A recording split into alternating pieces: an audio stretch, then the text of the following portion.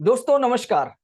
Thermal processing की technical terms को समझने पढ़ने के बाद, डी वैल्यू, जी वैल्यू, एफ वैल्यू को जानने के बाद, पाश्चराइजेशन, स्टरलाइजेशन, ब्लांचिंग की डेफिनेशंस और उसके इन डेप्थ एनालिसिस करने के बाद, थर्मल प्रोसेस कैलकुलेशंस समझने के बाद, pasteurisation, ultra pasteurisation, UST pasteurisation का कंसेप्ट समझने के बाद, और फिर जो कोल्ड पॉइंट है वो हॉटेस्ट पॉइंट में कैसे कन्वर्ट हो जाता है, वो सब हमने कुछ पिछले वीडियोस में किया। और इन सब चीजों को समझने देखने के बाद अब अल्टीमेटली आते हैं कि कैनिंग क्या होता है। और अल्टीमेटली ये सारी चीजें जितने भी हमने पढ़ी अभी तक, ये वर्चुअली कैनिंग के लिए पढ़ी कि भाई कैनिंग में इसको कैसे यूज किया जाता है। और ये सारा का सारा स्टडीज जो डी वैल्यू, जी वैल्यू, एफ वैल्यू की हुई है, ये कैनिंग को लेके ही ओरिजिनेट हुई।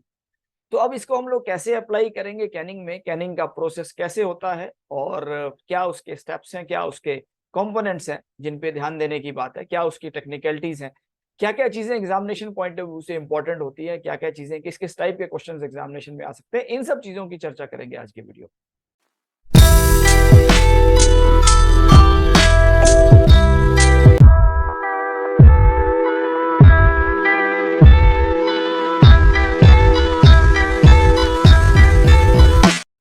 तो दोस्तों मेरा नाम है एसके शर्मा और क्वेश्चन पूछने से कभी मत डरना। बात कर रहे थे कैनिंग की। कोई भी ऐसा एग्जामिनेशन नहीं होगा फूड टेक्नोलॉजी का, post harvest processing and value addition का, फंडामेंटल्स ऑफ फूड प्रोसेसिंग का, कि भाई जिसमें कैनिंग पे क्वेश्चन ना आता होगा। किसी कोर्स में ऐसा कोई कोर्स नहीं है जिसमें कैनिंग पे क्वेश्चन नहीं आता है। फाइनल एग्जामिनेशन में, एक्सटर्नल एग्जामिनेशन में कहीं ना कहीं किसी ना किसी प्रकार से कैनिंग पे क्वेश्चन आते हैं। वैसे ही कोई भी एग्जामिनेशन ऐसा नहीं होगा फूड टेक्नोलॉजी का जिसमें कैनिंग पे क्वेश्चन नहीं आएगा। कैनिंग पे क्वेश्चन डेफिनेटली आएगा ही आएगा, चाहे किसी फॉर्म में आएगा, कुछ भी पूछा जाएगा डेफिनेटली कैनिंग में पूछा जाता है। और जब कभी फाइनल एग्जामिनेशन की बात आती है तो कभी कभी एप्लीकेशन बेस्ड क्वेश्चन पूछ लेते हैं कि भाई किसी पर्टिकुलर प्रोडक्ट में किस प्रकार से हम लोग कैनिंग करेंगे, इसको आप समझाइए, इसको एक्सप्लेन करिए, explain that how you are going to apply canning for a particular product, for a particular commodity. तो कभी कभी कंफ्यूजन हो जाता है कि उस टाइप से हमने नहीं पढ़ा होता है। तो मैं आज आपको इस वीडियो में फंडामेंटल्स, बेसिक्स बताने की कोशिश करूंगा कैनिंग को किस किस सेक्शंस में हम लोग कैटेगराइज कर सकते हैं और उन सेक्शंस में क्या क्या याद रखने वाली चीजें हैं। इन सब टेक्निकल चीजों को आज देखेंगे और मैं समझता हूं अगर आप इस वीडियो को देखेंगे पूरा तो कम से कम कंसेप्ट आप समझ पाएंगे और उसके बाद जीवन भर आपको कैनिंग पढ़ने की जरूरत नहीं पड़ेगी। कंसेप्चुअली आप समझ जाएंगे और फिर किसी भी प्रोडक्ट में, किसी भी कमोडिटी में आप उस नॉलेज को, उस कंसेप्ट को अप्लाई कर पाएंगे। आज के वीडियो में इन्हीं सब फंडामेंटल चीजों की बात करेंगे और फिर कैनिंग को सिंप्लीफाई करने की कोशिश करते हैं। तो शुरू करते हैं कैनिंग की डेफिनेशन से कि कैनिंग होती क्या है और कैनिंग को हम लोग कैसे डिफाइन कर सकते हैं। बहुत सिंपल वर्ड्स में अगर हम लोग कैनिंग को डिफाइन करना चाहें तो canning is a process of preservation of food in hermetically sealed containers by application of heat. बड़े साधारण शब्दों में हम लोग ऐसे डिफाइन कर सकते हैं। अगर इसको और ज्यादा तोड़ने की कोशिश करेंगे, डेफिनेशन को स्प्लिट करने की कोशिश करेंगे, तो सबसे पहले है कि कैनिंग एक प्रोसेस है। First part is that Canning is a process. अब किस चीज का प्रोसेस है? प्रिजर्वेशन का प्रोसेस है, प्रिजर्वेशन ऑफ फूड। तो दूसरा पार्ट क्या हुआ? Preservation of food in hermetically sealed containers. ये इसका तीसरा पार्ट है, किस चीज में सील करने वाले हैं, किस प्रकार से हम लोग फूड को प्रिजर्व करने वाले हैं, इन हर्मेटिकली सील्ड कंटेनर्स। और फिर प्रिजर्वेशन हुआ क्यों? By application of heat. तो ये इसका चौथा कंपोनेंट है, बाई एप्लीकेशन ऑफ हीट। तो बड़े सिंपल वर्ड्स में अगर हम लोग देखें तो canning is a process of preservation of food in hermetically sealed containers by application of heat. तो अगर हम फूड को हर्मेटिकली सील्ड कंटेनर में और सिर्फ हीट की एप्लीकेशन से प्रिजर्व करते हैं तो इस प्रकार के प्रोसेस को हम लोग कैनिंग कहते हैं। तो कौन कौन सी पॉसिबल सिचुएशंस हैं जब हम लोग कैनिंग के कंटेक्स्ट देखेंगे कि किस किस प्रकार के फूड्स को हम लोग कैनिंग कर सकते हैं। लास्ट टाइम हमने जो कोल्ड पॉइंट और हॉट पॉइंट का वीडियो एक बनाया था, अगर आप लोगों में से कुछ लोगों ने देखा होगा तो मैंने उसमें एक्सप्लेन किया था कि किस किस प्रकार के फूड होते हैं और कहाँ पे हमारा जो कोल्ड पॉइंट होता है वो कहाँ रहता है, सॉलिड फूड, लिक्विड फूड्स में। तो पॉसिबल सिचुएशन कैनिंग के केस में क्या हो सकती है हमारे पास, ये देखने की कोशिश करते हैं। तो जब कैनिंग की बारी आती है तो भाई या तो फूड कोई सॉलिड हो सकता है जिसमें कि सिर्फ कंडक्शन हीटिंग होती है, या कोई फूड लिक्विड हो सकता है जिसमें कन्वेक्शन हीटिंग होती है। और लास्ट वीडियो में, कोल्ड पॉइंट और हॉट पॉइंट वाले वीडियो में, मैंने बताया था कि या फिर सॉलिड इन लिक्विड होगा जिसमें कि कंडक्शन और कन्वेक्शन दोनों प्रकार की हीटिंग होगी। तो थर्मल प्रोसेसिंग में तो हम लोग तीनों प्रकार की सिचुएशन को देखते हैं लेकिन जब बात करेंगे सिर्फ और सिर्फ कैनिंग की, तो वहां पे सिर्फ सॉलिड फूड होना असंभव है। So that is not possible that the food will be solid all the time. There has to be a liquid component, कुछ ना कुछ लिक्विड कंपोनेंट रखना पड़ेगा ताकि हम लोग कैनिंग कर पाए, बिकॉज लिक्विड ही वो मीडियम है जो हीट ट्रांसफर करेगा। क्योंकि हमने डेफिनेशन में देखा preservation of food by application of heat, तो हर्मेटिकली सील्ड कंटेनर्स में application of heat is the very fundamental requirement of Canning. तो अगर हम लोग कंडक्शन हीटिंग की बात करते हैं तो वहां पे एप्लीकेशन ऑफ हीट जो है वो मुश्किल हो जाता है and it may cause burning और क्वालिटी लॉस। तो इसलिए जहां जहां पे सिर्फ और सिर्फ सॉलिड्स हैं तो वहां पे ये कैनिंग इनफिजिबल है, यानी कि ऐसी कंडीशन नहीं हो सकती है जहां पे सिर्फ सॉलिड को हम लोग कैनिंग करने वाले। तो बची दो सिचुएशंस, एक जब सिर्फ लिक्विड फूड होता है और दूसरा जब सॉलिड इन लिक्विड होता है, जैसे canned mushrooms, canned peas, canned beans और भी और कैंड रसगुल्ला, ऐसे बहुत सारे प्रकार जहां पे सॉलिड इन लिक्विड होगा। तो ये एक सिचुएशन हो सकती है, या फिर सिर्फ लिक्विड होगा। तो कैनिंग के लिए दो ही सिचुएशन, और इधर लिक्विड, ओनली लिक्विड, और द सॉलिड इन लिक्विड। तो भाई बात करते हैं कि तीनों ही सिचुएशन में कंपोनेंट्स क्या होंगे। अगर ऐसा है कि लिक्विड को कैन कर सकते हैं या सॉलिड इन लिक्विड को कर सकते हैं, तो फिर क्या कंपोनेंट्स होंगे। तो पहला कंपोनेंट जो मैं बोलता हूं दैट इज द कैन। तो पहला तो है कंटेनर जिसमें पैक करेंगे, हर्मेटिकली सील्ड कंटेनर क्या होगा, ये एक कैन होगा जिसको कि हम लोग एयर टाइट कंटेनर है जिसको हम लोग हर्मेटिकली सील कर सकते हैं। दूसरा कंपोनेंट हो सकता है अगर सॉलिड इन लिक्विड टाइप का फूड है, वो होगा सॉलिड्स। सॉलिड पोर्शन कौन सा होगा, सो सॉलिड एक रसगुल्ला भी हो सकता है, सॉलिड आपके पाइनएप्पल रिंग्स भी हो सकते हैं, या फिर सॉलिड आपका बीन्स भी हो सकता है। तो इस प्रकार से बहुत सारे एग्जांपल्स आप लोग देख सकते हैं, फ्रूट्स, वेजिटेबल्स और भी कोई प्रोडक्ट जो कि सॉलिड होता है और जिसको कि हम लोग फिर लिक्विड में कैन करेंगे। और जब लिक्विड की बारी आती है कि लिक्विड पोर्शन क्या होता है, तो लिक्विड पोर्शन एक ब्राइन होगा या सिरप होगा। जब शुगर सॉल्यूशन बनाते हैं तो उसको हम लोग सिरप बोलते हैं, और जब सॉल्ट सॉल्यूशन बनाते हैं उसको हम लोग ब्राइन बोलते हैं। तो कुल मिला के तीन कंपोनेंट होंगे, या can first, second is the solid portion and third is the liquid portion. जहां पे सिर्फ लिक्विड की ही कैनिंग हो रही है तो वहां पे सिरप और ब्राइन को वो पर्टिकुलर जूस या बेवरेज या पेस्ट या प्यूरी जो भी वो लिक्विड पोर्शन है वो उसको रिप्लेस कर देगा। तो इस प्रकार से कैन और लिक्विड ये दोनों ही पोर्शन बचेंगे जहां पे सिर्फ लिक्विड की कैनिंग हो रही हो। लेकिन अगर तीनों है तो ये तीनों कंपोनेंट हो गए, the cans, the solid and the liquid portion. तो अब प्रोसेस क्या बोलता है कि कैनिंग फिर होगा कैसे, क्या कैसे प्रोसेस चलेगा, ये देखने की कोशिश करते हैं। तो कैनिंग के प्रोसेस को हम लोग थोड़ा सा सिंप्लीफाई करते हैं कि भाई सिंप्लीफाई करके हम उसको कैसे समझ सकते हैं, कैसे वो प्रोसेस आपका कैटेगराइज हो सकता है, इसको देखने जानने की कोशिश करते हैं जरा सा। तो फर्स्ट पोर्शन जैसे हमने बताया था कैन, तो सबसे पहले तो कैन को प्रिपेयर करना है, और एक पोर्शन होगा कैन जिसमें कि हम लोग कैन को प्रिपेयर करते हैं, और कैन को प्रिपेयर करने के बाद उसको वॉश करेंगे, स्टरलाइज करेंगे, और फिर कैन तैयार हो जाएगा हमारा फिलिंग के लिए। तो एक पोर्शन तो है कैन को तैयार करना, first part. Second part is the preparation of the food, making the food ready to be canned. दूसरा पोर्शन क्या है जिसमें कि हमको फूड को तैयार करना है, और तीसरा पोर्शन है जिसमें कि लिक्विड पोर्शन को तैयार करना है। लिक्विड पोर्शन या तो शुगर सॉल्यूशन होगा या सॉल्ट सॉल्यूशन होगा, तो इसको देखेंगे और इसको जानने की कोशिश करेंगे। अब एक एक स्टेप्स को आगे डिटेलिंग करेंगे इसकी, लेकिन इसमें हम लोग पहले ये तीनों चीज जान लें कि सबसे पहले कैन को तैयार करो, फिर फूड को तैयार करो, फिर लिक्विड पोर्शन को तैयार करो, और फिर चले जाओ फिलिंग के लिए। फिर हम लोग फिलिंग ऑफ कैन में पहुंच जाते हैं, कैन की फिलिंग करते हैं, पहले सॉलिड डालते हैं, फिर लिक्विड डालते हैं, और उसके बाद फिर जो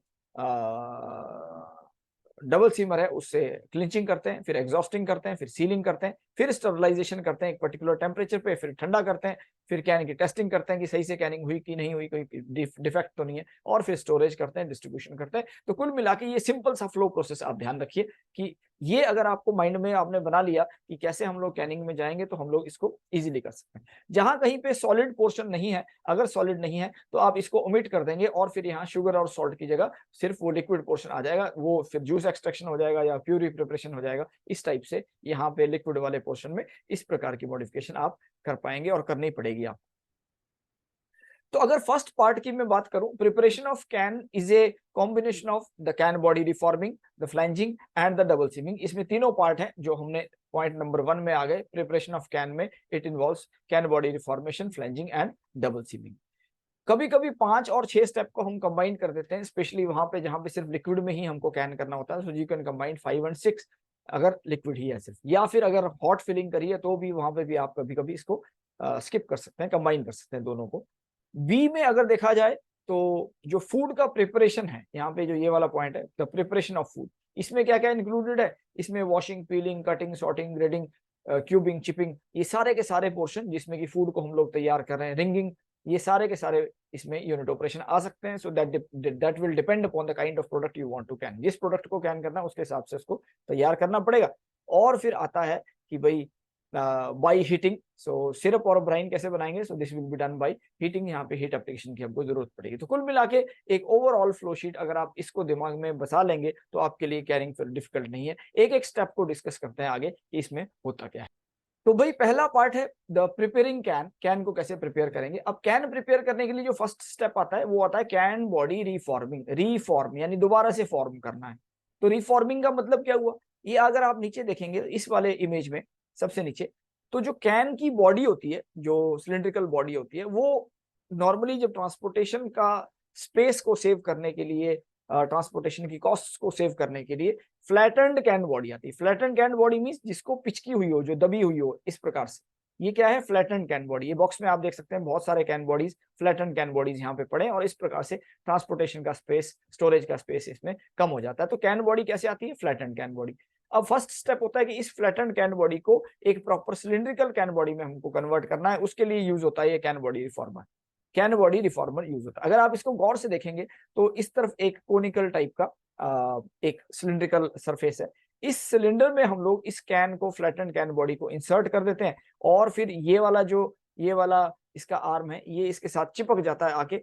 जब हम लोग पैडल प्रेस करेंगे, ये पैडल है, पैडल प्रेस करेंगे तो ये इसके साथ चिपक जाएगा, और फिर मोटर ऑन है तो मोटर होने के साथ जब वो गोल गोल घूमती है मोटर, तो प्रॉपर सिलिंड्रिकल शेप दोबारा से इसको मिल जाती है, और इस पूरे प्रोसेस को हम लोग बोलते हैं can body reformation. On the right hand side you can see that there is a proper cylindrical reformed can body. So what you can say is that can body reformer is an equipment which converts the flattened can body into a proper cylindrical shaped can body. So can body को reform करने के लिए can body reformer use किया जाता है। Next portion आता है फिर फ्लेंजिंग। जब हमारे पास प्रॉपर कैन बॉडी बन गई, जब सिलिंड्रिकल कैन बन गया, ये देखिए आप ऊपर वाले इमेज में सिलिंड्रिकल कैन बन गया, तो अब कैन बॉडी को क्या करना पड़ेगा, फ्लेंजिंग करनी पड़ेगी। फ्लेंजिंग मींस उसके दांत बाहर निकालने पड़ेंगे, उसका सरफेस बाहर निकालना पड़ेगा। तो अगर आप नीचे वाली इमेज देखते हैं यहाँ पे, तो यहाँ पे एजिस में आप देख सकते हैं कि इसका सरफेस बाहर की तरफ आपको दिख रहा होगा कि बाहर की तरफ सरफेस मूव किया है इसका। ये वाला इधर मूव किया, ये वाला इधर मूव किया, ये वाला बाहर मूव किया, ये वाला बाहर मूव किया, ये वाला बाहर मूव किया, और इधर वाले भी बाहर की तरफ मूव किए हैं, ये आप देख सकते हैं। तो this portion is now flanged, this can body is now flanged. इस कैन बॉडी फ्लेंजिंग मशीन में, दिस इज द फ्लेंजर, ये दोनों जो स्पेस हैं इसके बीच में इस कैन बॉडी को रखा जाता है, और ऊपर से फिर इस लीवर को प्रेस किया जाता है। जब लीवर को प्रेस करेंगे तो फिर क्या होगा कि ये कैन बॉडी को ऊपर की तरफ प्रेस करेगा, और जब ऊपर प्रेस करेगा तो यहाँ पे ये सेक्शन ऐसा बना है जो कि इसके एंड्स को बाहर की तरफ धक्का दे देता है, बाहर की तरफ निकाल देता है। So the can body becomes a flanged can body. तो ये हुआ फ्लेंजिंग। फ्लेंजिंग के बाद कभी एक और ऑपरेशन आता है जिसको हम लोग कभी बीडिंग भी बोल देते हैं, तो कैन बॉडी बीडर इसको कहते हैं, बीडर। तो कैन को स्ट्रेंथ देने के लिए आप देख सकते हैं यहाँ पे रिंग्स रिंग्स रिंग्स रिंग्स बन गए। ये क्या करता है, कैन बॉडी को स्ट्रेंथ देता है। तो इस टाइप से this particular unit operation, this particular machine is called as the can body beader. तो यहाँ पे आप देख सकते हैं कि ये जो ये वाला कैन है, सो उसको वो प्रॉपरली शेप दे रहा है। ऊपर ये मेटल का ऑलरेडी इक्विपमेंट का पार्ट है, तो जब इसको प्रेस करेंगे तो उसकी बॉडी पे वो रिंग्स बना देगा, और वो रिंग्स क्या करते हैं, स्ट्रेंथ प्रोवाइड करते हैं कैन की बॉडी को, और फिर वो लपकती नहीं है, वो दबती नहीं है, तो कम चांसेस रहते हैं कि वो दबेगी। तो इस टाइप का जो प्रोसेस होता है उसको बोलते हैं द कैन बॉडी बीडर। तो पहला स्टेप था कैन बॉडी रिफॉर्मेशन, जहां पे कि एक सिलिंड्रिकल कैन बॉडी बनी। दूसरा प्रोसेस है फ्लेंजिंग, जहां पे कि उसके एंड्स बाहर की तरफ आ गए, और फिर कैन बॉडी बीडिंग, जहां पे बीड्स क्रिएट होते हैं, बीड्स मार्क होते हैं on the can body, and then it provides strength. तो अगर आप और क्लोजअप एक देखना चाहते हैं, तो और क्लोजअप में अगर हम लोग देखेंगे तो यहाँ पे एक प्रॉपर जो एक सिलिंड्रिकल कैन बॉडी थी, और उस सिलिंड्रिकल कैन बॉडी को ये जो कैन बॉडी आई, तो उसको हम लोग फ्लेंजिंग करेंगे। तो यहाँ पे अगर आप क्लोजअप देख सकते हैं तो ये बाहर की तरफ इसका दांत निकल गए हैं। So that is how it goes, not exactly दांत, बट पूरा का सरफेस, पूरा का पूरा सरफेस बाहर की तरफ मुड़ गया इसका। तो इस प्रकार के सिचुएशन को हम लोग बोलते हैं द फ्लेंजिंग। सो ये फ्लैंज्ड कैन एंड है, these are the flat can ends and the flanged can ends. अब जो थर्ड पार्ट है जो प्रिपरेशन ऑफ कैन का है वो है डबल सीमिंग। तो इसका जो मशीन होती है उसको बोलते हैं डबल सीमर। तो नाम से ही हमको पता लग रहा है डबल सीमर, यानी कि 2 बार सीम करेगा। तो फर्स्ट पोर्शन इसको बोलते हैं द फर्स्ट रोलर ऑपरेशन, और सेकंड पोर्शन को बोलते हैं द सेकंड रोलर ऑपरेशन। अगर आप गौर से देखेंगे तो यहाँ पे ये जो पोर्शन है, so this is basically the can body. ये आप देख सकते हैं, ये कैन बॉडी, ये कैन बॉडी नीचे की तरफ ऐसे आएगी, ये पूरा सिलिंड्रिकल कैन बॉडी। और ये क्या है, ये है उसका लिड, ऊपर का कवर। तो ये ऊपर का कवर है। तो जब कवर को रखा जाता है कैन बॉडी के ऊपर और फिर फर्स्ट रोलर ऑपरेशन चलता है, तो फर्स्ट रोलर के ऑपरेशन के बाद ये दोनों हुक बन गए आपस में, the can body and the lid. So they hooked into each other, एक दूसरे के साथ क्लिंच हो गए, वो एक दूसरे के साथ उसकी हुकिंग हो गई। तो that is what is called as the first roller operation, where in the can body and the top lid they clinch into each other, they hinge into each other, but they can not separate, they can not get separated from each other. लेकिन उसके बीच में से air और अभी moisture फिर भी move कर सकता है, because it is only clinched. Second operation जो सेकेंड रोलर ऑपरेशन है, वो क्या करता है, इस जो ये यूनियन बना था कैन बॉडी का और जो टॉप लिड का, उसको स्क्वीज कर देता है, उसको प्रेस कर देता है। आप अगर यहाँ गौर से देखेंगे तो ये थिकनेस कम है और यहाँ पे ये थिकनेस ज्यादा है। फर्स्ट रोलर में थिकनेस ज्यादा थी जो यूनियन बन रहा था, और सेकंड रोलर ऑपरेशन में इसकी थिकनेस कम होगी क्योंकि उसने इसको स्क्वीज कर दिया, इसको प्रेस कर दिया। प्रेस करने के बाद वो बन जाता है एयर टाइट, एक हर्मेटिकल सील बन जाता है। On the left hand side you can see that this is the double seaming machine, and यहाँ पे हम लोग उसको रखते हैं और यहाँ पे 2 प्रकार के रोलर्स लगे हैं, एक और ये 2, आप गौर से देख सकते हैं। इसके पीछे एक और होता है तीसरा, उसको मूव करने के लिए, लेकिन यहाँ पे आप देख सकते हैं। और इसके बीच में this is how the can is put here, और उसके बाद फिर वो घूमता है, और घूमने के साथ वो सबसे पहले क्लिंचिंग होती है, फिर सेकंड रोलर ऑपरेशन के बाद वो प्रेस हो जाता है। तो इस टाइप से this is what is called as double seaming. 3 operation हुए, the can body reformation, flanging and double seaming, और इसके बीच में एक कैन बॉडी बीडिंग भी आता है जो वो स्ट्रेंथ प्रोवाइड करता है। अगर नहीं भी करेंगे तो भी चलेगा, बीडिंग नहीं भी करेंगे तब भी कहीं कहीं चल सकता है।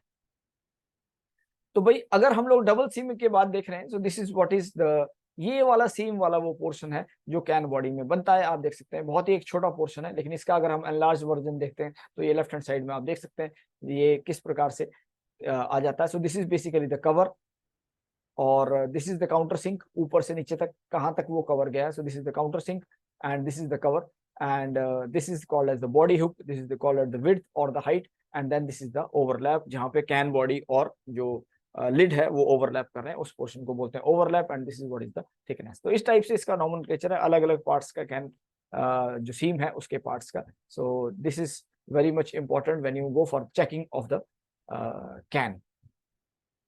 अब चलते हैं आगे कि भाई कैनिंग को हम लोग किस टाइप से देख सकते हैं। तो ये एक बड़ा अच्छा एक रेफरेंस है, ऑनलाइन रेफरेंस है। अगर आप कैनिंग को डिटेल में पढ़ना चाहते हैं, यहाँ पे आपको बहुत सारा इंफॉर्मेशन डिटेल में मिल जाएगा। सो this is the foodman.com, foodman.com है। तो basically they are talking about the principles of preservation in case of canning. So किस टाइप से एक डबल सीम्ड सील बनाते हैं और उसमें कैनिंग प्रोसेस को हम लोग देख सकते हैं। इसको अगर आप ऑनलाइन इंफॉर्मेशन जानना चाहते हैं तो आप इस वीडियो को, इस कंटेंट को देख सकते हैं। तो इसमें एक्सप्लेन किया है कि फर्स्ट रोलर और सेकंड रोलर में ऑपरेशन में हुक फॉर्मेशन कैसे होता है, और बहुत डिटेल में इन्होंने समझाया है। तो अगर आप सबसे पहले यहाँ देखेंगे तो यहाँ पे कैन बॉडी और लिड जो है वो दोनों आपस में कैन बॉडी और लिड दोनों आपस में हिंज कर चुके हैं, और ये फर्स्ट रोलर में एंटर कर रहा है, और धीरे धीरे जैसे ये आगे बढ़ रहा है, so it is now turning, और थर्ड स्टेप में और ज्यादा टर्न कर गया, फोर्थ में और टर्न कर गया, फिफ्थ में लगभग ये हुक बिल्कुल कवर हो गया, और इस टाइप से ये टर्न कर गया। जब सेकंड रोलर ऑपरेशन चलता है तो इस हुक को प्रेस किया जाता है। आप गौर से देख सकते हैं यहाँ पे इन दोनों के बीच में गैप है, दिस इज द गैप, ये दोनों के बीच में क्या है, गैप है, इन दोनों के बीच में गैप है। लेकिन यहाँ पे क्या हो रहा है, ये गैप कम हो रहा है। आप देखिए ये गैप क्या हो रहा है, कम हो रहा है। तो जब ये गैप कम होगा तो ये जो यूनियन है, ये जो हुक बना है, ये स्क्वीज हो जाएगा, आपस में टाइट हो जाएगा, and then it becomes tight. So that is how it is there. और यहाँ पे 10th स्टेप तक आते आते ये बिल्कुल एक हर्मेटिक सील बन गया, और ये दोनों पोर्शन आप देख सकते हैं, ये वाला जो सॉलिड सेक्शन है और ये वाला सॉलिड सेक्शन है, ये आपस में आके टच हो गए और इसने इसको स्क्वीज कर दिया, प्रेस कर दिया।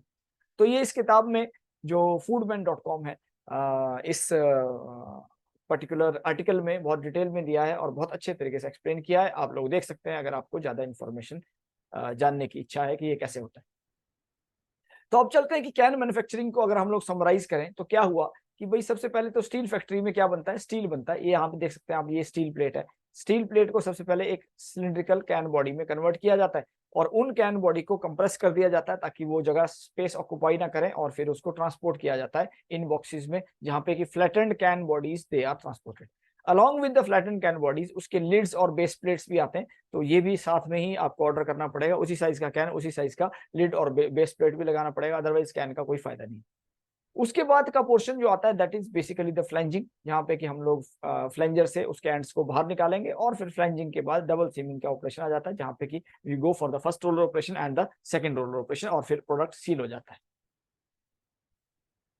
थोड़ा सा आगे और चलेंगे तो वॉशिंग एंड स्टरलाइजेशन या फिर सैनिटाइजेशन एक स्टेप आता है। तो जब कैन आपका तैयार हो गया, सिलिंड्रिकल कैन बॉडी तैयार हो गई, तो उसको फिर एम्प्टी कैन स्टरलाइजर है, एक स्टीमिंग टनल होती है जिसमें से हाई टेम्परेचर स्टीम आती है, और उस स्टीम के थ्रू पास किया जाता है कैन को, ताकि उसके अंदर अगर कोई भी कंटामिनेशन है, कोई भी माइक्रो ऑर्गेनिज्म है, वो मर जाए, वो डिस्ट्रॉय हो जाए। तो this is what is called as the can sterilization machine. और स्टरलाइजेशन के बाद this is the can which is ready for filling. अब कैन जो है आपका फिलिंग के लिए तैयार है। तो भाई जैसे हमने शुरू में चर्चा करी थी कि पहला पार्ट है preparation of can, washing and sterilization. Can को कैसे तैयार करेंगे, फिर उसको वॉश करेंगे और स्टरलाइज करेंगे। हमने अभी देखा कि कैन को किस प्रकार से फ्लैटेंड कैन बॉडी से बनाया जाएगा, और फिर उसको फर्स्ट और सेकंड रोलर ऑपरेशन के बाद उसमें बेस प्लेट फिट कर दी जाती है, और फिर उसको वॉशिंग और स्टरलाइजेशन किया जाता है। दूसरा सेक्शन आता है फूड को तैयार करना, कि फूड को कैसे हम लोग प्रिपेयर कर सकते हैं। तो देखने की कोशिश करते हैं कि फूड को कैसे तैयार करेंगे।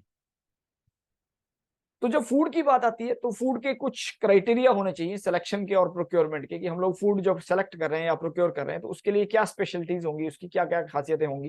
तो यहाँ पे अगर आप देख सकते हैं कि सबसे पहला लिखा है पॉइंट यूनिफॉर्म। किसी भी सूरत में जो भी फूड हम लोग यूज कर रहे हैं, so that should be uniform. Uniformity बड़ा जरूरी होता है। यूनिफॉर्मिटी से एक तो हमको वेट का आइडिया लगता है कि कितना वेट प्रोडक्ट इसमें आ पाएगा।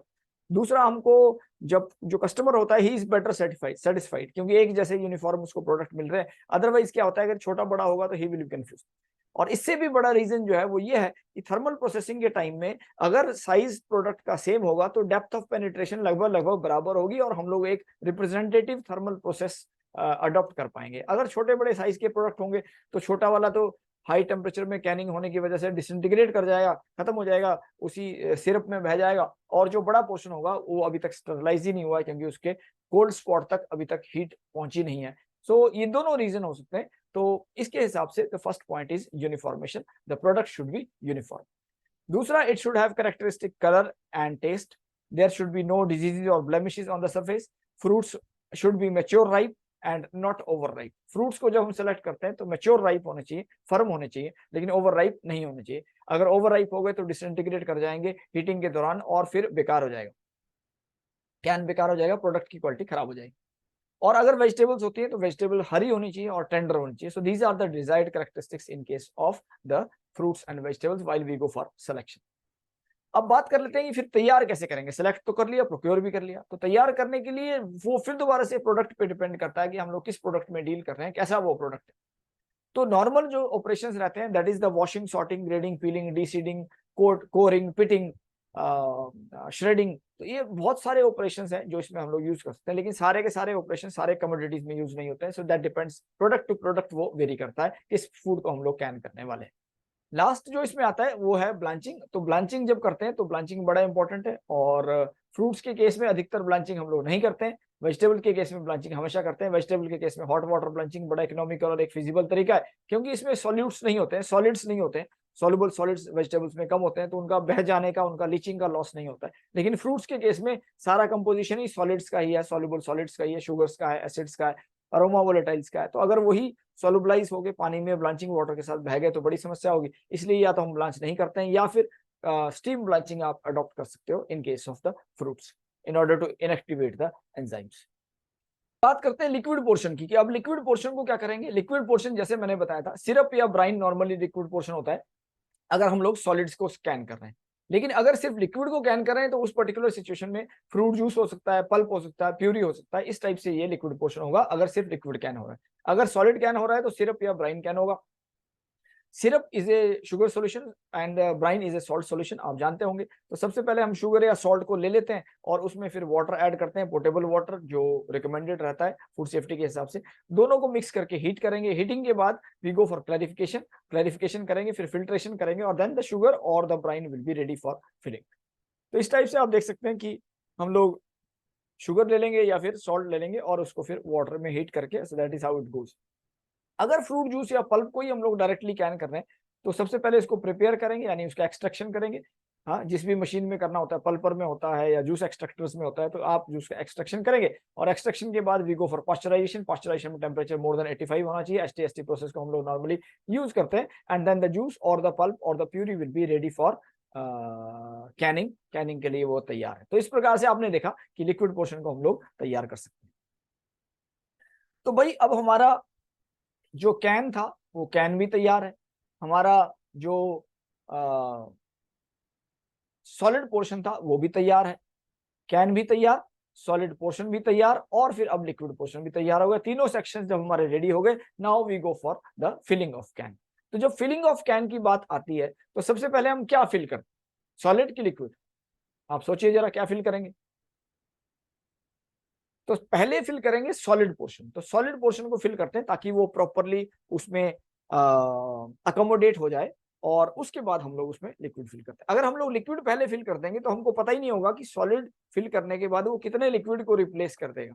तो इसलिए इंडस्ट्रियल प्रोसेसेस में सबसे पहले सॉलिड फिल हो जाते हैं और उसके बाद ऊपर से ब्राइन या सिरप जो भी होता है उसको हम लोग पोर कर देते हैं और उसको डाल देते हैं। So that is how it goes. The second is the filling. तो फिलिंग में पहले सॉलिड डालेंगे और फिर लिक्विड डालेंगे। कैन ऑलरेडी आपका प्रिपेयर्ड और स्टरलाइज्ड होना चाहिए। तो आप देख सकते हैं कि बहुत सारे प्रोडक्ट्स को हम लोग यूज कर सकते हैं। और अगर फिर वो जूसीज हैं, ब्राइन्स हैं, प्यूरीज हैं, तो उसको पास्चराइज करके आप डायरेक्टली यूज कर सकते हैं। वहां पे सॉलिड की कोई बात ही नहीं है, तो पहले बाद वाली कोई बात नहीं आएगी। तो that is how you go for it.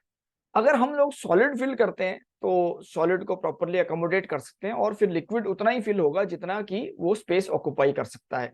लेकिन अगर लिक्विड फिल कर देंगे तो हमको पता नहीं लगेगा कि एग्जैक्टली सॉलिड कितना हमको फिल करना चाहिए और फिर ओवरफ्लो वाली सिचुएशन बन जाती है। तो नॉर्मली अंडर कॉमर्शियल कंडीशंस पहले हम लोग सॉलिड फूड को फिल करते हैं और उसके बाद हम लोग सिरप या ब्राइन को उसमें डालते हैं। तो ये नॉर्मल एक प्रैक्टिस है। और फिर उसके बाद फिर clinching, exhausting, sealing, sterilization, cooling और कैन टेस्टिंग में जाते हैं स्टोरेज डिस्ट्रीब्यूशन से पहले। तो देखते हैं कि इसमें करते कैसे हैं। इस इमेज में अगर आप देखें तो पहला ऊपर वाला इमेज है जिसमें कि जो पाइनएप्पल के रिंग्स को फिल किया जा रहा है। आप देख सकते हैं कि बड़े यूनिफॉर्म साइज, यूनिफॉर्म शेप के रिंग्स हैं ताकि प्रॉपर फिलिंग उसमें बन जाए। और पहले सॉलिड्स को फिल करते हैं और उसके बाद नीचे वाला जो इमेज है इसमें अगर आप गौर से देखेंगे तो यहाँ से सिरप ड्रिप हो रहा है अलग अलग कैंस में, तो लिक्विड उसके बाद फिल किया जाता है। यदि सिचुएशन ऐसी है कि सिर्फ लिक्विड ही लिक्विड फूड है जो कि हमको कैन करना है, जैसे कि राइट हैंड साइड वाली इमेज में आप देख सकते हैं कि मैंगो पल्प को कैन कर रहे हैं और इसमें स्टीम भी आप देख सकते हैं कि स्टीम निकल रही है। तो temperature at the time of filling should not be less than 85 degree celsius. Hot ही फिल करते हैं, जितना हॉट फिल करेंगे उतना अच्छा होगा। जो कोल्डेस्ट पॉइंट है, मैंने पिछले वीडियो में बताया था कि कोल्डेस्ट पॉइंट कहाँ होता है। तो कैन में 1/3 from the bottom on the central axis एक कैन में हम लोग देखते हैं। तो कोल्डेस्ट पॉइंट पे टेम्परेचर 79 से कम नहीं होना चाहिए। इसलिए फिलिंग का टेम्परेचर हम लोग हमेशा कहते हैं कि 85 से ज्यादा रखो भाई, जितना ज्यादा होगा उतना बेहतर है। सो इस तरीके से आप देख सकते हैं कि सॉलिड इन लिक्विड फिल्म, जब हम फिलिंग करते हैं तो सॉलिड को पहले, लिक्विड को बाद में, और जब ओनली लिक्विड ही फूड है तो भी हम लिक्विड को फिल करते हैं, लेकिन टेम्परेचर दोनों ही सिचुएशंस में लिक्विड पोर्शन का 85 डिग्री से ज्यादा रखते हैं। तो ये एक दूसरा इमेज है जिसमें आप देख सकते हैं कि लेफ्ट हैंड साइड में पहले सॉलिड फिल किया हुआ है और उसके बाद एक ट्यूब्स के थ्रू उसमें लिक्विड पोर्शन फिल किया जा रहा है ताकि एक प्रॉपर ड्रेन्ड वेट का एश्योरेंस हो सके। तो भाई एक ड्रेन्ड वेट क्या होता है इसको जानने की कोशिश करते हैं कि अगर सपोज आप रसगुल्ला लेने जाते हैं मार्केट में, तो रसगुल्ला आप पैसे किस चीज के देते हैं? पैसे आप देते हैं रसगुल्ले के, ना कि पानी के, ना कि सिरप के। लेकिन मार्केट में सिरप भी तो आपको साथ में मिलता है उसके। तो एक कस्टमर को क्या एश्योरेंस दी जाए कि भाई अगर आप कोई कैंड प्रोडक्ट खरीदते हो तो उसमें कम से कम इतना सॉलिड पोर्शन आपको मिलेगा। यही ड्रेन वेट कहलाता है कि एक पर्टिकुलर प्रोसेस के तहत, एक पर्टिकुलर स्टैंडर्ड सीव में अगर हम लोग उसको ड्रेन करते हैं तो ड्रेन करने के बाद जो सॉलिड बच जाएगा उसका वेट कितना है, this is called as drain weight. तो एफएसएसआई कहता है कि लिक्विड पैक्स के लिए ड्रेन वेट कम से कम 50% होना चाहिए। लिक्विड पैक्स के लिए 50%, नॉट लेस देन 50%, और सॉलिड पैक्स के लिए नॉट लेस देन 70%। अब लिक्विड पैक्स क्या होते हैं? लिक्विड पैक्स होते हैं द सॉलिड इन लिक्विड, जैसे peach canned in peach juice और peach canned in syrup, rasgulla canned in sugar syrup, या peas canned in brine, mushrooms canned in brine. तो ये सारे के सारे जो एग्जांपल्स हैं ये लिक्विड पैक के एग्जांपल हैं। सॉलिड पैक में अगर हम लोग देखते हैं तो कुछ फ्रूट्स ऐसे होते हैं, जैसे से फॉर एग्जांपल टोमेटो, जिसमें अपने आप ही उसका जूस निकलता रहता है, तो हमको अलग से शुगर सिरप या ब्राइन ऐड करने की जरूरत नहीं पड़ती है, उसकी कुकिंग उसके अपने जूस में ही हो जाती है। तो वैसी कंडीशन में जो सॉलिड पैक होता है उसमें जो आपका फ्रूट कंटेंट है that should not be less than, drained weight content should not be less than 70%। Vegetables के केस में अगर हम लोग देखें, एक एग्जांपल मशरूम का है, फिर green peas, beans, carrots, peas, sweet corn और बेबी कॉर्न, इन सभी में ही 50% मिनिमम नेट वेट होना चाहिए, जो ड्रेन वेट होना चाहिए नेट वेट का। 50% of the drain net weight should be the drain weight. Similarly edible fungi अगर बात करते हैं, including baked beans which are packed in sausage, तो उसमें थोड़ा सा कम रहता है क्योंकि इसको सॉस में पैक किया जाता है। तो यहाँ पे आप देख सकते हैं 25% इसका लिमिट है, 25%। लेकिन अगर दूसरी वेजिटेबल्स की बात करें तो वहां पे 50%, और फिर सॉलिड पैक की बात करें तो 70%। कुल मिला के याद रखने के लिए हमको देखना है कि drained weight should not be less than 50% in any of the situations. तो भाई अब बात करते हैं कि लिक्विड स्ट्रेंथ क्या होता है। जो हम सिरप और ब्राइन हमने फिल किया उसकी कितनी स्ट्रेंथ होनी चाहिए, उसकी कितनी कंसंट्रेशन होनी चाहिए। तो चार प्रकार की सिचुएशंस है, दो प्रकार की सिचुएशंस है। एक, when the sugars are added to the juice, यानी कि सिर्फ हम जूस में ही उसको कैन कर रहे हैं लेकिन शुगर ऐड करते हैं उसको स्वीटन करने के लिए जूस को। और दूसरी सिचुएशन हुई when sugars are added to water, यानी कि हम लोग क्या कर रहे हैं उसको शुगर सिरप में या ब्राइन में कैन कर रहे हैं। तो एक्स्ट्रा लाइट स्वीटन फ्रूट जूस, लाइटली स्वीटन फ्रूट जूस, हेवीली स्वीटन फ्रूट जूस, एक्स्ट्रा हेवी स्वीटन फ्रूट जूस।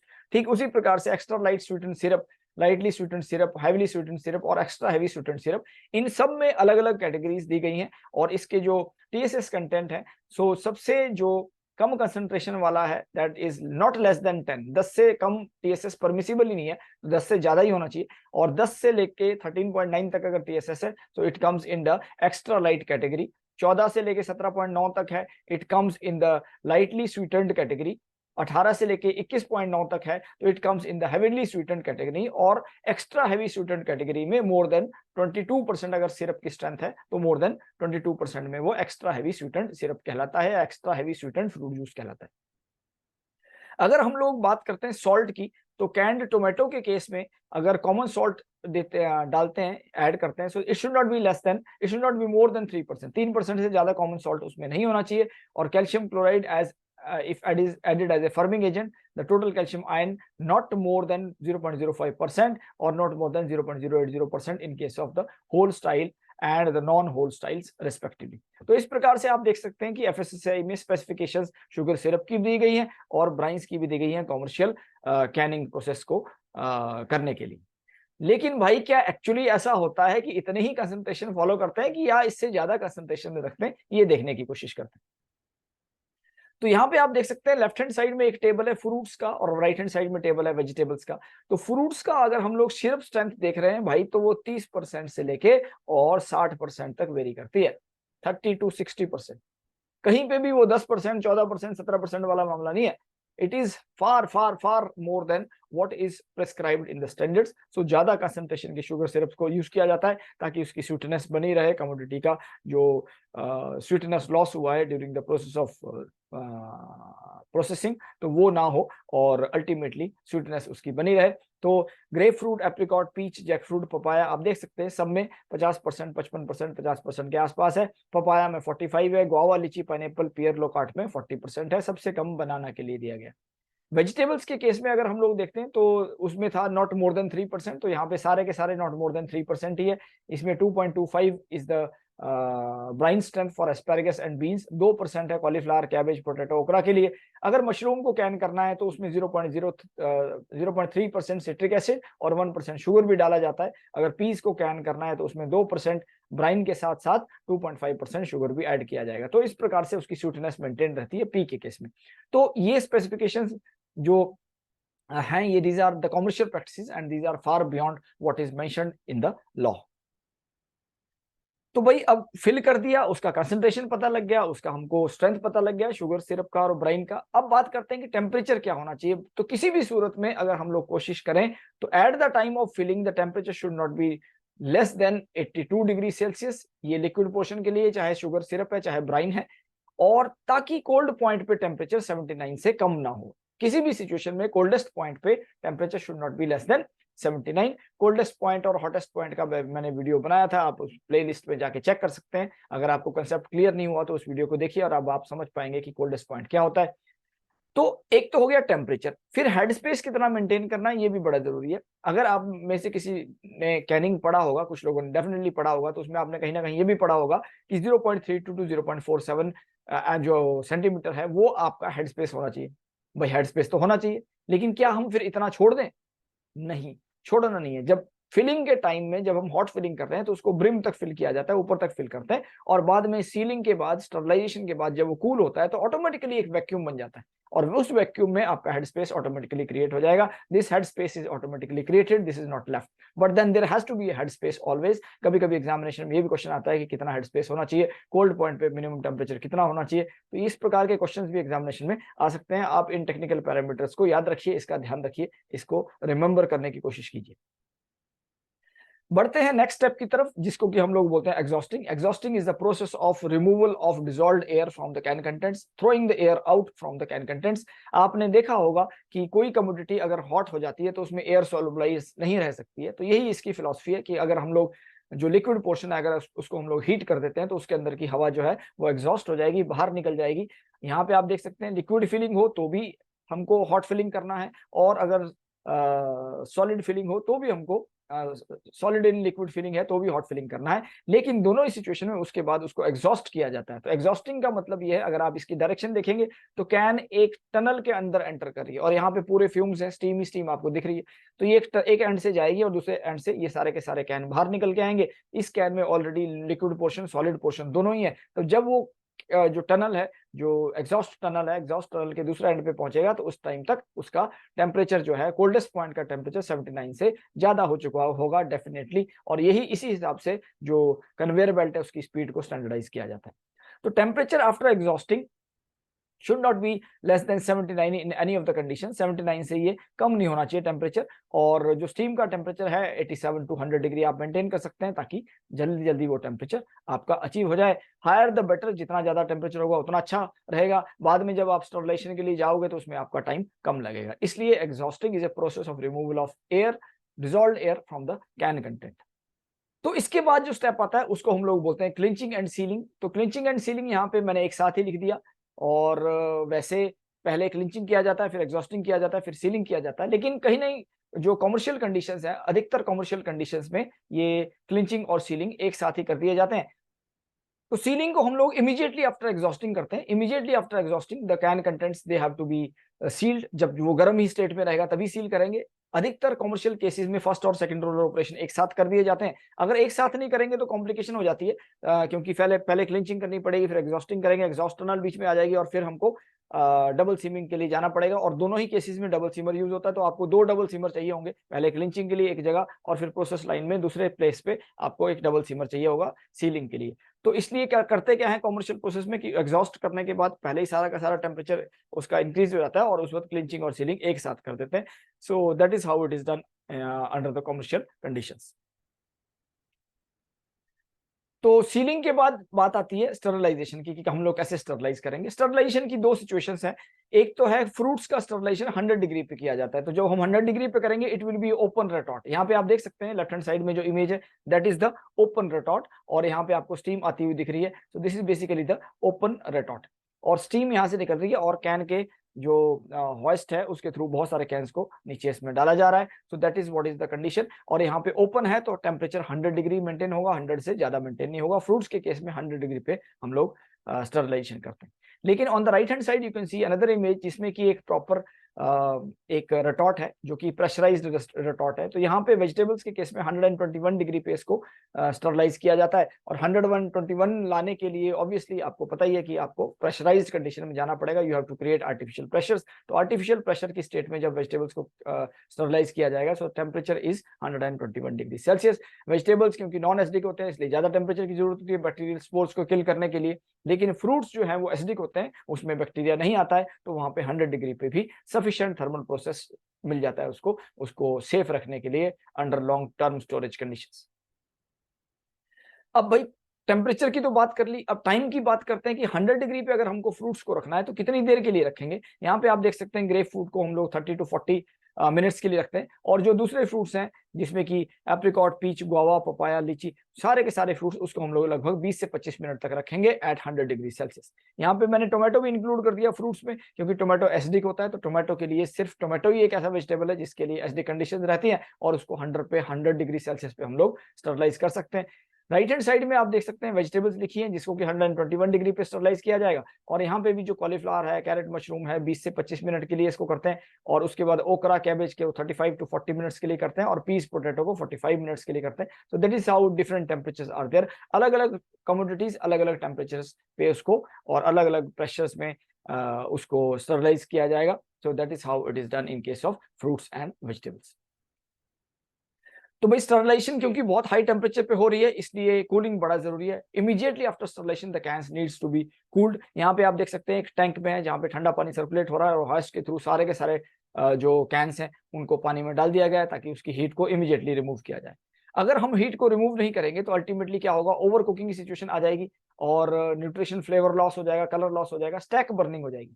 स्टैक बर्निंग एक ऐसी सिचुएशन है कि जब हम स्टोरेज में रख देते हैं, ये आप देख सकते हैं ये स्टैक है, तो इसमें अंदर की तरफ जो कमोडिटी होगी उसको कम से कम कूल एयर मिलेगी नहीं उसको ठंडा होने के लिए, और फिर क्या होगा कि उसका स्कोर जो है वो हॉट हो जाएगा। हमने एक वीडियो बनाया था उसमें how the coldest point is converted into the hottest point, उस वीडियो को आप देख सकते हैं और आपको समझ में आएगा कि कोल्ड पॉइंट क्या होता है और हॉट पॉइंट क्या होता है। अगर हम लोग कूलिंग नहीं करते हैं तो इमीडिएटली जो कोल्डेस्ट पॉइंट है वो हायर टेम्परेचर पे रहेगा as compare to the periphery, क्योंकि बाकी के एरिया को तो ठंडी हवा मिल रही है, लेकिन कोर जो है वो हाईएस्ट पॉइंट पे रहेगा, और हाईएस्ट पॉइंट पे अगर रहेगा 121 डिग्री पे या 115 डिग्री के आसपास, तो फिर बर्निंग की स्थिति आने की संभावना हो जाएगी, and that is what is called as stack burning. This has to be avoided. This is undesirable circumstance. So that is why prompt cooling is essential to maintain the quality. अब बात करते हैं भाई कैन टेस्टिंग की, कि अगर आपका can sterilise भी हो गया, कूल भी हो गया, तो उसको स्टोरेज से पहले टेस्ट किया जाता है।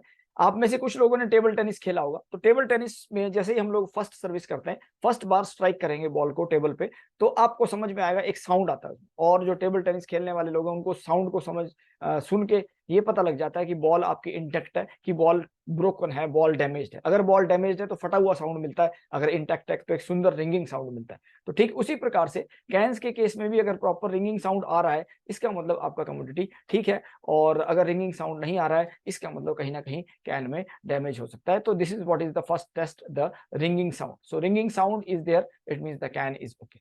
दूसरा टेस्ट आता है कनकेविटी ऑफ द लिड। अगर आप सबसे नीचे देखेंगे, so a complete guide for home canning, to home canning, agriculture information bulletin, ये यूएसडीए का बुलेटिन है, बहुत सुंदर बुलेटिन है, आप इसको जाके देख सकते हैं। कैनिंग इसमें अच्छे तरीके से एक्सप्लेन किया हुआ है। तो कनकेविटी ऑफ लिड के लिए बेसिकली हो क्या रहा है कि अगर हम लोग सेंटर ऑफ द लिड को प्रेस करते हैं, तो अगर उसमें साउंड आ रहा है या वो नीचे दब रहा है, इसका मतलब लिड कनकेव नहीं है, और हमको इससे पता लग जाएगा कि भाई कैन के कंटेंट स्टरलाइज प्रॉपरली नहीं हुए होंगे या सेफ्टी रिस्क कोई हो सकता है। लेकिन अगर प्रॉपरली आपका कैन जो है वो कनकेविटी दिखा रहा है, कनकेविटी मींस ऐसे अंदर की तरफ थोड़ा सा दबा हुआ, दिस इज कनकेव। और ये क्या होता है, कन्वेक्स। इससे उल्टा क्या होगा, कन्वेक्स। अगर आपका कैन का कंटेंट ऐसे है, अगर कैन का लिड ऐसे है, तो ये क्या है, कनकेव, सॉरी कन्वेक्स। तो कनकेविटी होनी चाहिए, ऐसे होना चाहिए, नीचे की तरफ बेंड होना चाहिए। तो अगर नीचे की तरफ बेंड होगा जो आपका लिड है, इट मींस दैट उसमें वैक्यूम बना है, क्योंकि वैक्यूम ने अंदर की तरफ पुल कर लिया उसको। तो अगर वैक्यूम बना है तो can content is safe, canning has been done properly, adequately, उसमें आपका सैनिटाइजेशन, स्टरलाइजेशन हुआ है।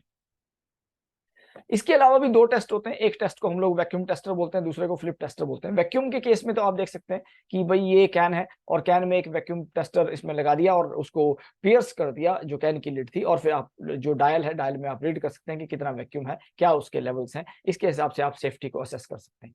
लेकिन ये डिस्ट्रक्टिव मेथड है, यानी कि जब एक बार आपने पियर्स कर दिया तो वो कैन तो बेकार हो गया क्योंकि उसमें होल हो गया। एक नॉन डिस्ट्रक्टिव मेथड है जिसको हम लोग फ्लिप टेस्टर बोलते हैं। तो फ्लिप टेस्टर के लिए एक ट्रांसपेरेंट बॉक्स होगा जो एयर टाइट होगा, उस ट्रांसपेरेंट बॉक्स में आप अपने कैन को रख देंगे।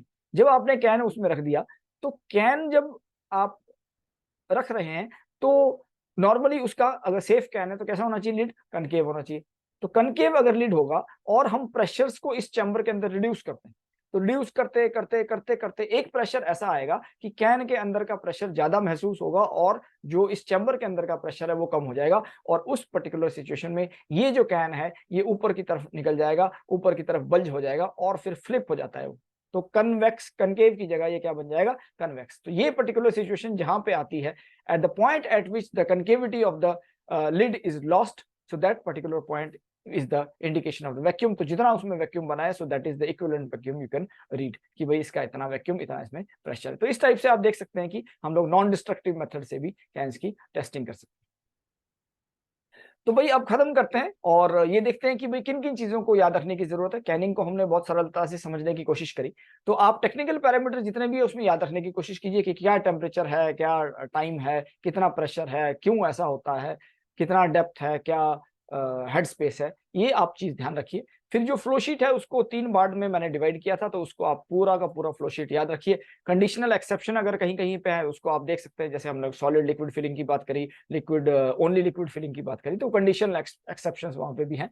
और उसके बाद लॉजिकल रीजनिंग आपको पता होना चाहिए कि कौन सी चीज क्यों हो रही है, so these are the reasons for it. And generalisation आपको करनी पड़ेगी। एग्जामिनेशन में देखो क्वेश्चन तो पक्का आएगा कैनिंग पे, अगर आपके सिलेबस में है कैनिंग तो कैनिंग पे क्वेश्चन पक्का आना है, लेकिन क्वेश्चन आएगा क्या ये तो नहीं पता है किसी को।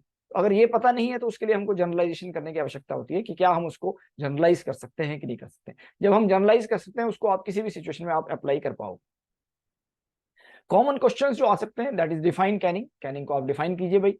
तो एक क्वेश्चन ये होता है, explain Canning for the particular commodity, यानी कि पीच कैनिंग और पियर पी कैनिंग और मशरूम कैनिंग और कोई भी फ्रूट की कैनिंग, पाइनएप्पल कैनिंग, इस टाइप से पूछ सकते हैं। ऑब्जेक्टिव्स में टेक्निकल डाटा पूछ सकते हैं, एग्जांपल्स पूछ सकते हैं, रीजनिंग पूछ सकते हैं कि why are fruits sterilised at 100 degree and why vegetables at 120 degree Celsius. Fruits acidic in nature होते हैं तो उसमें बैक्टीरिया नॉर्मली नहीं आता है, तो हम 100 डिग्री तक उसको स्टरलाइज करते हैं और उसके बाद फिर bacteria will not come because the fruits they are acidic in nature, while the vegetables they are non acidic in nature, तो वहां पे बैक्टीरियल स्पॉइलेज डेफिनेटली होगी। तो बैक्टीरिया के स्पोर को मारने के लिए उसको 121 डिग्री तक हीट करना पड़ता है, ये इसका रीजन है। Why fruits are mostly not blanch, fruits को ब्लांच क्यों नहीं करते हैं, इसलिए नहीं करते क्योंकि सॉलिड लॉस हो जाएगा, उसका जो स्वीटनेस है वही लूज हो जाएगी, तो फिर ब्लांच करके फायदा क्या है, तो इसलिए fruits they are not blanch. और कभी अगर जरूरत हो तो स्टीम ब्लांचिंग कर सकते हैं। कमर्शियल प्रोडक्ट्स कौन कौन से हो सकते हैं कैनिंग के, उसको थोड़ा सा आप ध्यान रखिए। और फिर explain Canning, its advantages and disadvantages and general flow diagram.